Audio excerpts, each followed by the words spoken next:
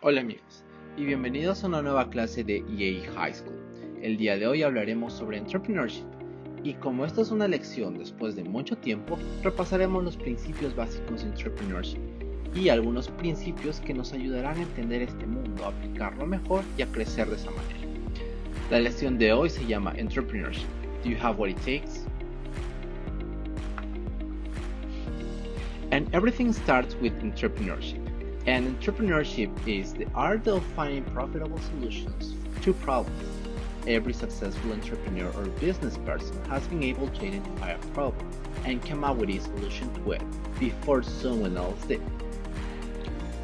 So now, let's talk about the 5 rules for success in entrepreneurship. The first one is finding a problem and solving it. Whatever is the widespread and unsolved custom problem, there is an opportunity for you to start and build a successful business. Well, there's an example, because time before photocopies, the only way to type multiple copies of a letter was with a carbon paper placed between sheets of stationery.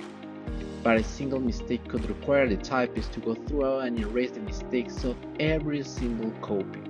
This was enormously clumsy and time-consuming. Then a secretary working for a small company in Minneapolis began mixing flour with nail varnish in order to white out the mistakes she was making in her typing. Soon people in other offices began asking for it. The demand became so great that she quit her job and began working full-time, manufacturing what she called liquid paper. A few years later, the Gillette Corporation came along and bought her out for $47 million in cash. The second is find a need and fill it. Human needs and wants are unlimited. Therefore, the opportunities for entrepreneurship and financial success are unlimited as well. The only constraint on the business opportunities available to you are the limits you place on your own imagination. The third, unlimited opportunities. There are problems everywhere. Your job is to find one of these problems and solve it better than it has been solved in the past. Find a problem that everyone has and see if you can come up with any solution for it. Find a way to supply a product or service better, cheaper, faster, or easier. Use your imagination. Whenever you start doing it, you are going to find several ways to do it. There's an exercise I like to apply to increase my creativity and awareness of things. The name is color hunting. So basically it's just whenever you walk or do any normal activity, pick a color, let's say color red, and then start looking for articles or objects of the same color all around you. In the street you may find like street lights, cars, clothes, etc. Start doing it, it's so useful. The fourth is focus on the customer. The key to success in business is to focus on the customer. Become obsessed with your customer. Become fixated on your customer wants, needs, and desires. Think of your customer all the time. Think of what your customer is willing to pay for. Think about your customer's problems. See yourself as if you were working for your customer at every moment. The fifth is bootstrap your way to success. Once you have come up with a problem or idea, resolve to invest your time, talent, and energy instead of your money to get started. Most great personal fortunes in the United States and everywhere in the world were started with an idea and with the sale of a personal service. Most great fortunes were started with people with not money, resources, or backing. They were started by individuals who came up with an idea and who then put their whole heart into producing a product or service that someone else would buy.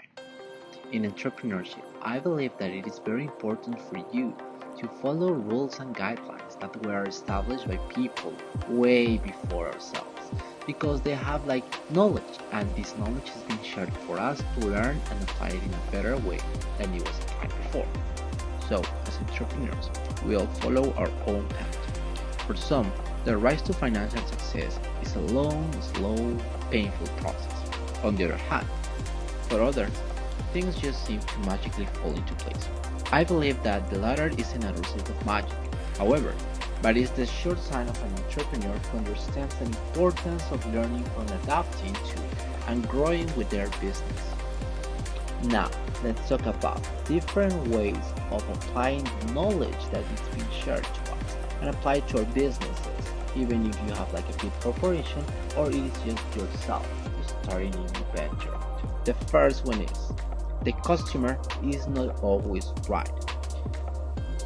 From day one, we were told that the customer is always right. We are expected to bend over backwards to please every single customer, even when they are clearly and painfully wrong. This maxim, however, can do serious disservice to ourselves, our employees, and our customers. Give your customers the benefit of the doubt, but not at the expense of your employees' dignity. This is very important. Your employees are your team, so take care of them. The second is time is money.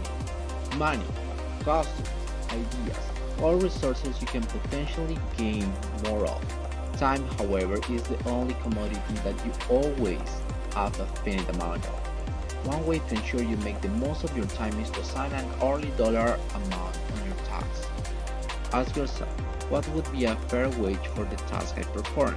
If someone else can completely accomplish this task for less money, let them do it so you can focus on higher level revenue generating tasks. As a business owner, you should only do the tasks that only you can do and delegate the rest of the tasks to other people.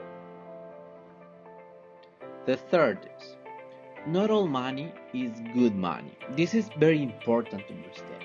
Third is, not all money is good money. This is a lesson many entrepreneurs struggle with early in their career. When you're getting your business off the ground, it's easy to fall into the trap of taking money from anyone who offers it. The problem is, not all customers or clients are worth it. Avoid clients who take up much of your time, who can consistently have unrealistic expectations, or who can just generate dread working with. It's just not worth it, so let's avoid it. The fourth is, there are no cheap shortcuts in marketing.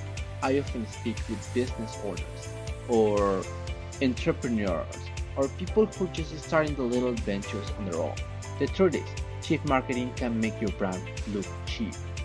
This is because low quality content and cheap ads may save you some money in the short term, but the damage they do to your brand reputation can last far longer. For insights on how you make the right way, see different ways how you can start boosting up your marketing campaigns and take a service that is reliable and is going to give you the value of the money you're paying for. The fifth is, outsource as much as possible. As I said earlier, it is important for the manager or for you, the owner, to just do the things that you only can do, that you're best at. If you don't have in-house staff to share the workload, consider outsourcing. Many entrepreneurs find that hiring an overseas virtual assistant significantly reduces the time they need to spend on routine tasks, freeing them up to work on revenue-generating tasks. The sixth is, build your personal brand as well as your company brand. Many entrepreneurs make the mistake of focusing on building their company brand to the exclusion of building their personal brand. However, your personal brand will differentiate you from your competitors, give you authority and credibility in your field, and stick with you in the event of your company ultimately experiences failure. Thank you so much for watching. Please subscribe to our channel and consider giving a like to this video. And don't forget to watch our previous lessons about leadership and entrepreneurship. Thank you so much for watching. Till the next video. Bye.